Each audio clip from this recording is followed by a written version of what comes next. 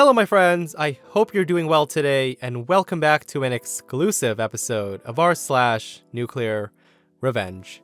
Guys, listen. So today's story comes from a subscriber who emailed me asking me to read his story. And this has gotta be one of the most insane and dark stories that I've ever read on this channel.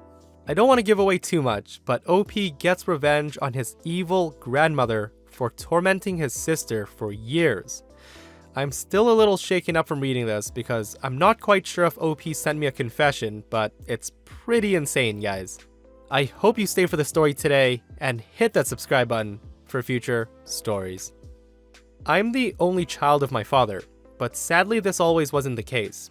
My dad is a sad and spineless worm that's dominated by my callous mother. When I was about 2 years old, my dad went on a trip to visit my grandmother in his home country and stayed with her for a year. He stayed that long because she had a tumor and had to undergo several operations.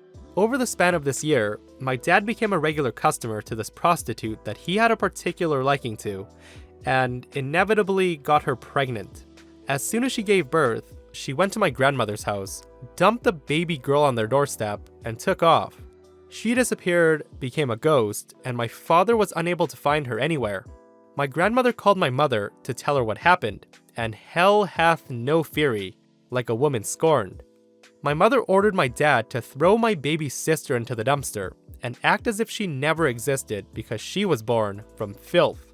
My dad contemplated on doing this, but somehow, his fatherly conscience, or what little he had of it, took hold and he wouldn't throw her away. Instead, he convinced my grandmother to keep her and raise her so she could take care of my grandmother when she grew up, which really means, here mom, raise your own servant.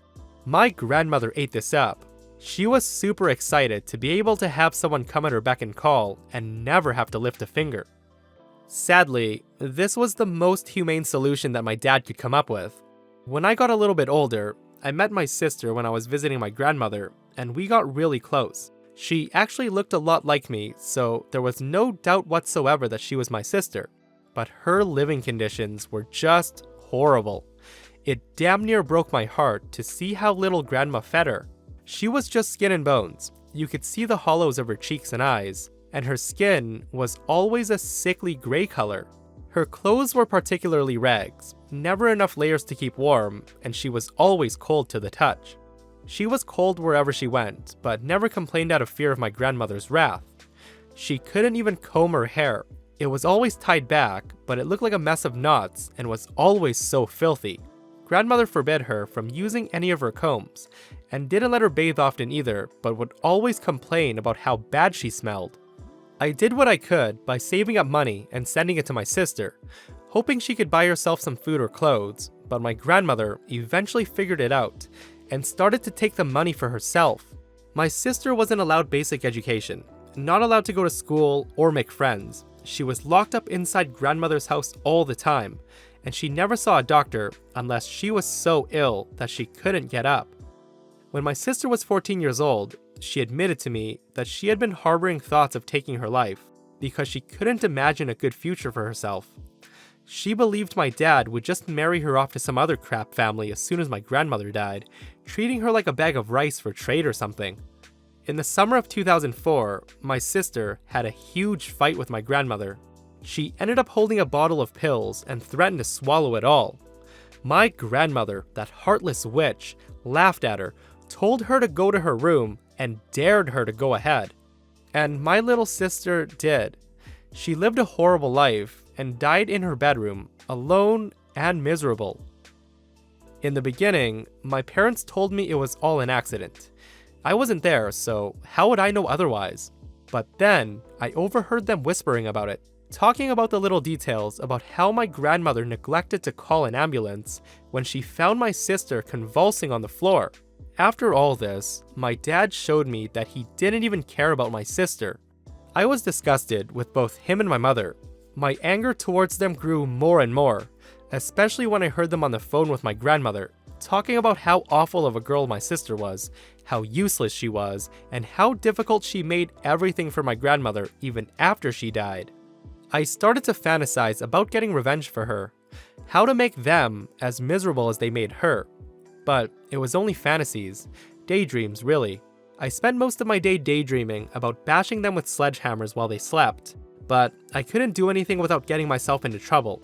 Except one day, somewhere in all my dreaming, I realized how at the very least, I could do something to the horrific woman I called grandmother, that waste of a human being who made life so desolate for one poor girl. In December that year, I booked myself a flight to visit my grandmother with a return trip just before the new year to make it back to celebrate with my friends. I told my parents that a friend was going to pick me up from the airport and that I was going to stay with him for a few days before coming home.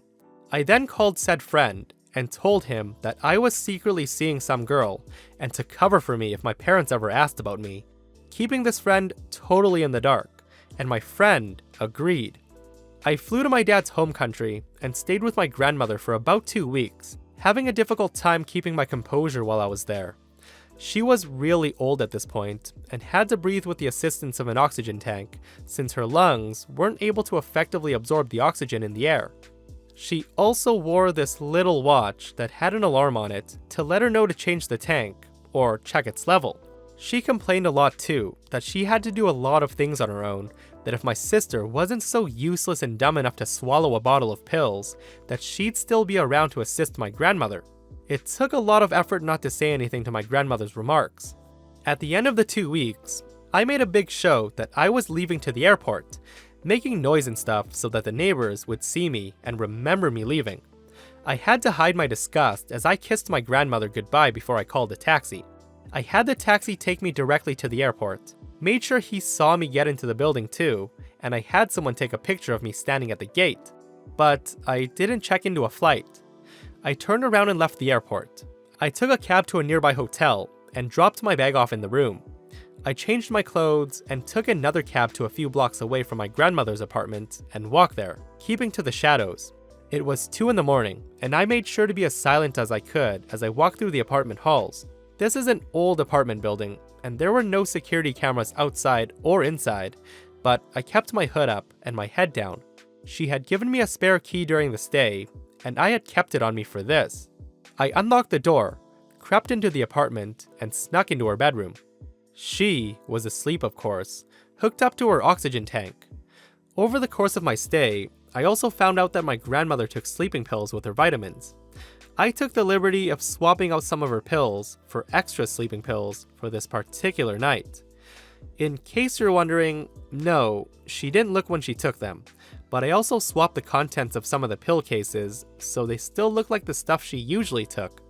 Because she took extra sleeping pills, she was not waking up to me entering her room, but I took no risk. I went to her oxygen tank and I detached her breathing tube. Then, I opened the release valve on the tank, letting out the oxygen, emptying the full tank before reconnecting the tube. Afterwards, I cleared the alarm on her watch so that it wouldn't ring and risk waking her up. My heart pounded the entire time. It was so loud in my ears that I was scared that just the sound of it would wake her. When I finished, I stood there for a bit and stared at my grandmother, and guilt started to set in. Was I really gonna do this? She looked like a frail and helpless old woman, but I had to remind myself. I repeated my sister's name in my head again and again, and soon the rage set in. She treated my sister as a slave for her whole life, made her miserable, made her life horrible. I was doing this for my sister. Afterwards, I replaced the spare key in the drawer where it belonged, and I quietly snuck out, making sure to lock the door behind me. My hand shook the entire time as I walked away from her apartment for an hour, constantly checking behind me to see if anyone was following me. I eventually took a cab to go back to my hotel and curled up on the bed. I thought about my sister and what I just did, and I cried. I cried myself to sleep. Whether it was guilt or relief, I couldn't tell you, but I felt complete. There was a fear that maybe I didn't do it right. Maybe she would have woken up on her own and realized that she was suffocating and that something was wrong and she'd take care of herself. But I was certain that I made no mistakes. The next morning, I bought breakfast and caught a flight home. I took the bus to my friend's place from the airport, told him that the girl I was seeing dumped me, and ended up spending New Year's with him. A few days later, my dad calls me and tells me that my grandmother had passed in her sleep. A neighbor had noticed that he hadn't seen her in a bit, and that there was some sort of nasty smell coming from her apartment, and they checked in on her, only to find a simple old woman in her bed, rotting away. I acted surprised, and left my friends and went straight home to my parents. For a while, I acted sad that my grandmother had passed, since I'd just seen her. She seemed to be so well, but considering she was so old, no one was shocked at her passing. I cannot explain to you the relief that I experienced, knowing that my task was complete, that I had avenged my sister, and even better is that no one suspected anything. They all knew that her oxygen tank had run out, and that her watch was still working. Maybe she passed before the oxygen ran out. Maybe it ran out and she slept through it. Who knows, but they were all thankful she seemingly passed peacefully. Now every year, my father has some big ceremony to remember my grandmother. They host a big dinner for family and friends with a bunch of prayers that they hope will reach her. While they mourn, they don't realize that I'm actually celebrating inside because that horrible waste of flesh is gone. I'm now married with 3 kids of my own, and how my father let my grandmother treat that poor girl that way, I'll never know. I distanced myself from them over time, to the point where we almost have no contact. I had wanted to somehow punish my parents as well, but karma caught up with them in the end, and they're suffering themselves financially, which is a greater punishment while they're alive.